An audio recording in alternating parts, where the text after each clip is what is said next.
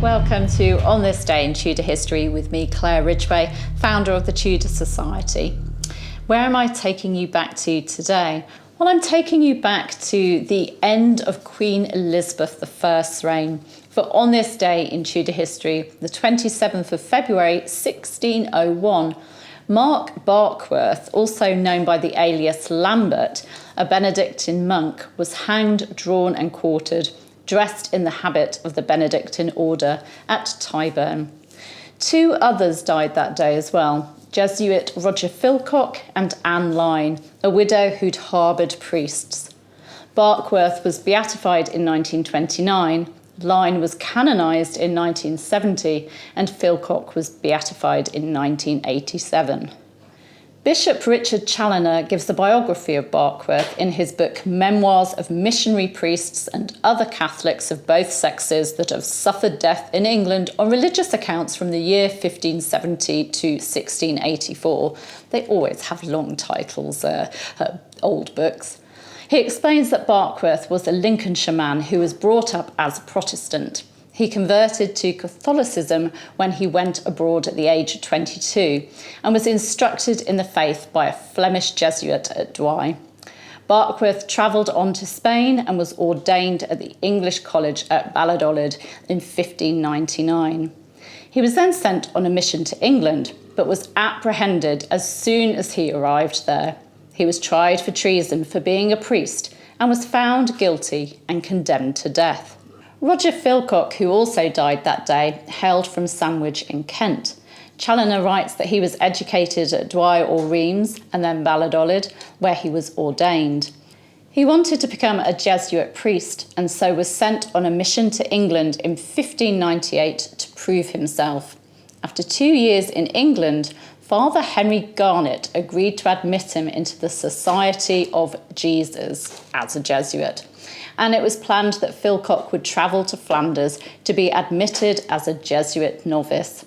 However, he was arrested and imprisoned in Newgate.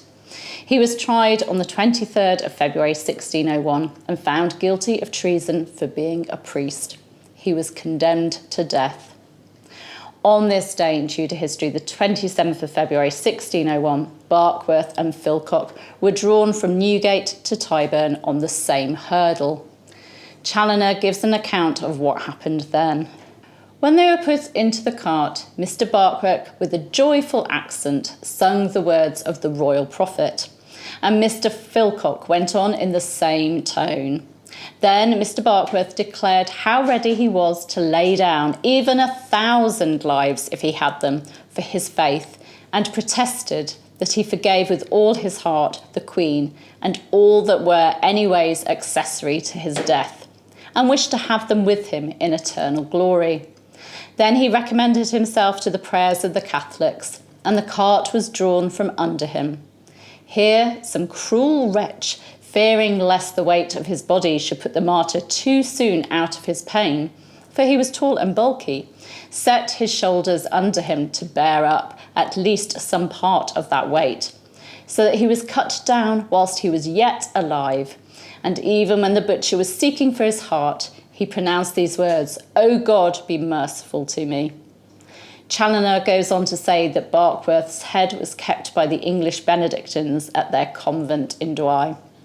Regarding Filcock's end, Challoner records that Barkworth was first butchered before the eyes of Father Filcock, who, so far from being discouraged or terrified with that scene of blood, took occasion from thence, or more heartily aspiring after the like felicity, crying out with the apostle, "I desire to be dissolved, and to be with Christ."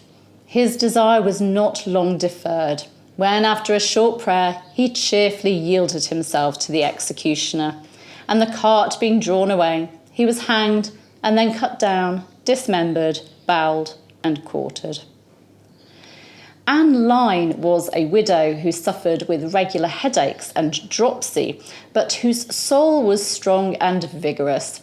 On Candlemas Day 1601, the 2nd of February, Anne's house was raided after it was suspected that she was harbouring priests. Father Francis Page, who'd been about to celebrate Mass with her, was able to escape, but Anne was sadly taken to prison. She was tried at the Old Bailey by Judge Sir John Popham, and she was so weak that she had to be carried to her trial in a chair. She was sentenced to death for harbouring a priest, although no priest had been found at her house.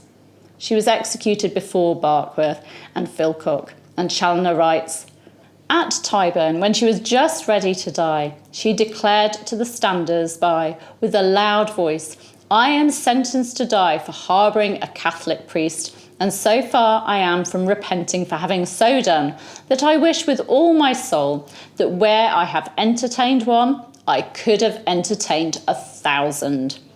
She suffered before the two priests, and Mr. Barkworth, whose combat came on the next, embraced her dead body whilst it was yet hanging, saying, 'O blessed Mrs. Lyne, who hast now happily received thy reward. Thou art gone before us, but we shall quickly follow thee to bliss, if it please the Almighty.'" Filcock had been Anne's confessor and friend. So on this day in 1601, 3 Catholics were executed in the reign of Queen Elizabeth I. Also on this day in Tudor history, the 27th of February 1545, the Battle of Ancre Moor, part of the War of the Rough Wooing, took place near Jedburgh in Scotland. And you can find out all about it in last year's video, which I'll give you a link to in the video description. Thank you for joining me. You can subscribe by clicking round about there.